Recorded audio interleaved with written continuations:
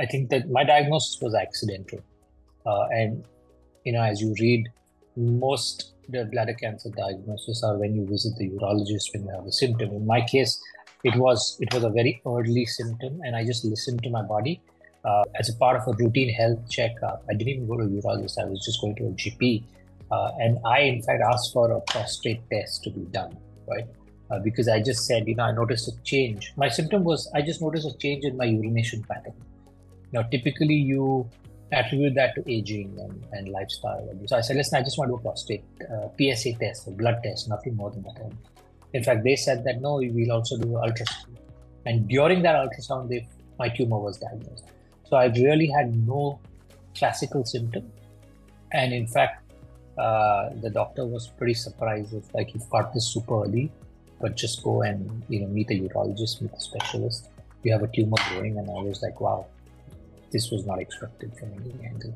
I think the first thing with diagnosis, the biggest change is it messes with your mind, right? So you have to make sure that you try and keep exercising, getting out of the house, and doing activities which will help you make your mind stronger. Because to me, when I reflect back, 90% of it is in the mind, it's fear, and then 10% of it is with respect to your body. But as you go into treatment, then it's your body that needs to obviously stand up to the treatment, which is often, very, very severe, and each person reacts differently. But all throughout, it's your mind that's going to take you throughout. So I think that the changes that I made is I continued exercising. I continued going for my run, clearing my head. And as you do that, you get a little more clarity, because otherwise it's more anxiety and it's a fear of unknown, and that just consumes you. And some people do that, they let it consume you. And I think the most important thing is, while you take action, you don't let it consume you.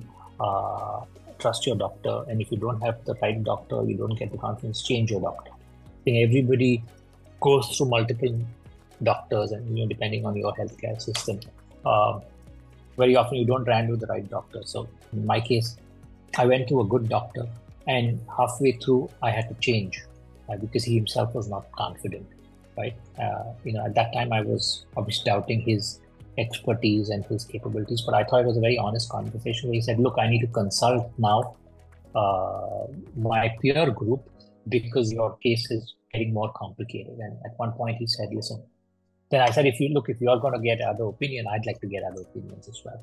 So I must have consulted with, 15 different doctors from all around the world, just to make sure that I'm getting the right form of treatment.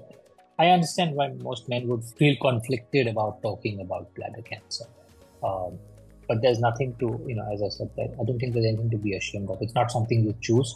It happens to you, and you need to do what you need to do to make sure that it's taken care of. I spoke to my friends, my family, immediately, so there was nothing to hide. And I said, okay, this is what the treatment entails. I'll have to go through it, and then you just go through it. So you don't think too much about.